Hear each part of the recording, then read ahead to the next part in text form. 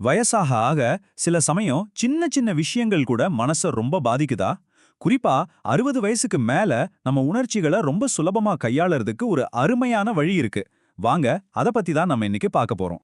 முதல்ல நம்மள நிறைய பேர் சந்திக்கிற ஒரு பொதுவான சவால பத்தி வெளிப்படையா பேசி ஆரம்பிக்கலாம் வாங்க. உண்மையை சொல்லணும்னா நம்மள பலரும் இப்படிதான் ஃபீல் பண்றோம். ஆனா இந்த உணர்வுகளை சரியா கையாள்றது ரொம்ப ரொம்ப முக்கியம். ஏன்னா மனசுக்குள்ளேயே பூட்டி வச்சிருக்கிற இந்த எதிர்மறை உணர்வுகள் நம்ம வாழ்க்கையோட சந்தோஷமான தருணங்களை நம்ம முழுசா அனுபவிக்க விடாம தடுத்துடும். அப்போ இதுக்கு ஒரு தீர்வு இல்லையா? கண்டிப்பா இருக்கு. டாக்டர் வித்யாஹரி சொல்ற ஒரு சக்தி வாய்ந்த சி ஃபார்முலாவை பத்தி தான் நாம பார்க்க போறோம். இது நம்ம உணர்ச்சிகளை ரொம்ப எளிமையா புரிஞ்சுக்க உதவுற ஒரு நேரடியான முறை. சரி, இந்த SEA ஃபார்முலா அப்படி என்னதான் சொல்லுதுன்னு கொஞ்சம் டீட்டெயில்டா பார்க்கணும் வாங்க. இந்த முழு முறையும் இந்த மூணே எழுத்த சுத்தி தான் இருக்கு. SEE. எஸ்னா சுயாய்வு, ஈனா வெளிப்படுத்துதல், அடுத்த ஈனா ஈடுபடுதல். ரொம்ப சிம்பிள் இல்லையா? முதல்ல எஸ் அப்புறம் ஈலேருந்து ஆரம்பிக்கலாம். இது நமக்குள்ள என்ன நடக்குதுன்னு பார்க்கறது, அப்புறம் அதை எப்படி சரியா வெளியே கொண்டு வர்றதுங்கிறத பத்தினது. இந்த எஸ் அதாவது சுய ஆய்வுல 3 முக்கியமான படிகள் இருக்கு.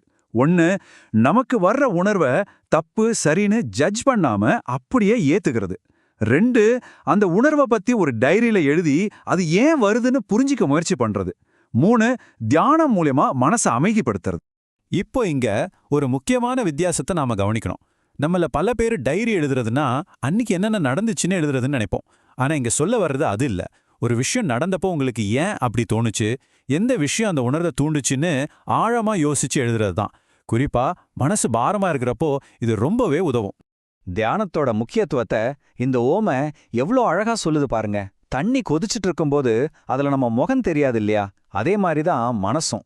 குழப்பமா பதட்டமா இருக்கும்போது எந்த தீர்வையும் நம்மால கண்டுபிடிக்கவே முடியாது. மனசு அமைதியான பிறகுதான் பிரச்சனைகளுக்கான வழி தெளிவா தெரியும். அடுத்தது அதாவது எக்ஸ்பிரஸ், வெளிப்படுத்துதல்.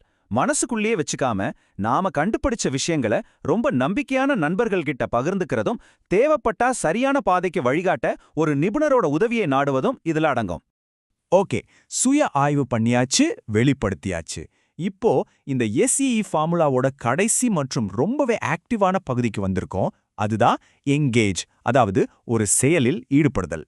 மனசு பாரமா இருக்கும்போது உடம்புக்கு வேலை கொடுத்தா மனசு லேசாகும்னு நம்ம பெரியவங்க சொல்லுவாங்க இல்லையா? அதுதான் இங்க முக்கியமான பாயிண்ட்.